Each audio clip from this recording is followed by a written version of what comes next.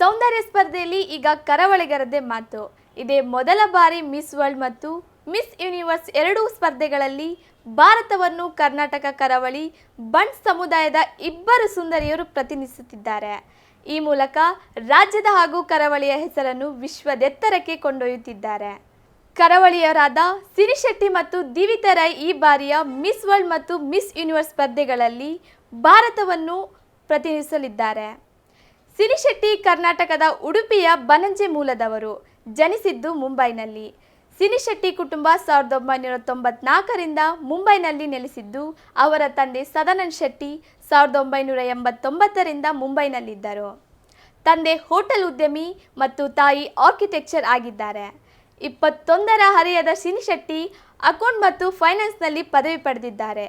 ಸದ್ಯ ಅವರು CFI ವೃತ್ತಿಪರ ಕೋರ್ಸ್ ಕಲಿಯುತ್ತಿದ್ದಾರೆ. ವಿದ್ಯಾಭ್ಯಾಸದ ಜೊತೆಗೆ ಭರತನಾಟ್ಯ ನೃತ್ಯದಲ್ಲೂ ಅವರು ಆಸಕ್ತಿ ಹೊಂದಿದ್ದಾರೆ. ಸಿರಿ ಶೆಟ್ಟಿ ಕರ್ನಾಟಕ ಮತ್ತು ಮಹಾರಾಷ್ಟ್ರ ರಾಜ್ಯದ ಪರವಾಗಿ ಪ್ರತ್ಯೇಕ 2 ಆಡಿಷನ್ ನೀಡಿದ್ದು, 2ರಲ್ಲೂ ಆಯ್ಕೆಗೊಂಡಿದ್ದರು. ಆದರೆ ಕರ್ನಾಟಕದ ಪ್ರತಿನಿಧಿಯಾಗಿ ಅವರು ಅಂತಿಮ 10ರ ಹಂತಕ್ಕೆ ತಲುಪಿ ಅಂತಿಮವಾಗಿ ವಿಜೇತರಾಗಿದ್ದಾರೆ. ಬರೋಬ್ಬರಿ 5 ಅಡಿ 9 ಇಂಚು ಎತ್ತರವಿರುವ ಚಲುವೆ ಸಿರಿ ಶೆಟ್ಟಿ ನಟನೆಯಲ್ಲೂ ಆಸಕ್ತಿ ಇದ್ದರು. ಅವರಿಗೆ ನಟಿ ಪ್ರಿಯಾಂಕಾ ಚೋಪ್ರಾ ಸ್ಫೂರ್ತಿಯಂತೆ.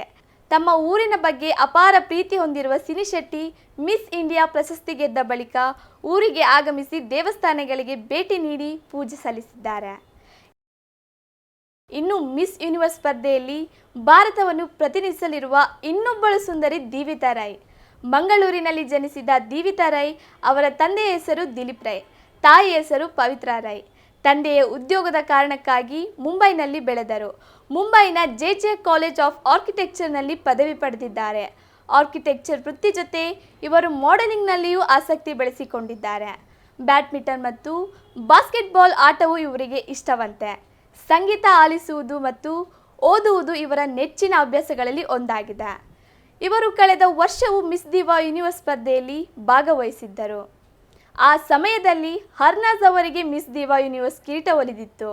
ಈ ಬಾರಿ ಮತ್ತೆ ಮಿಸ್ ದಿವಾ ಯೂನಿವರ್ಸ್ ಸ್ಪರ್ಧೆಯಲ್ಲಿ ಭಾಗವಹಿಸಿದ ದಿವಿತಾ ರೈ ಅವರಿಗೆ ಈ ಬಾರಿ ಕಿರೀಟ ಒಲಿದು ಬಂದಿದ್ದು, ಈ ಬಾರಿಯ ಮಿಸ್ ಯೂನಿವರ್ಸ್ ಸ್ಪರ್ಧೆಯಲ್ಲಿ ಭಾರತವನ್ನು ಪ್ರತಿನಿಧಿಸಲಿದ್ದಾರೆ. ಐಶ್ವರ್ಯ ರೈ ಬಳಿಕ ಇದೀಗ ಮತ್ತೆ ಕರಾವಳಿಯ ಇಬ್ಬರು ಸುಂದರಿಯರು ಸೌಂದರ್ಯ ಸ್ಪರ್ಧೆಯಲ್ಲಿ ದೇಶವನ್ನೇ ಪ್ರತಿನಿಧಿಸುತ್ತಿದ್ದಾರೆ. ಇದು ರಾಜ್ಯಕ್ಕೆ ಹಾಗೂ ಕರಾವಳಿಗೆ ಅಪಾರ ಗೌರವವನ್ನು ತಂದುಕೊಟ್ಟಿದೆ.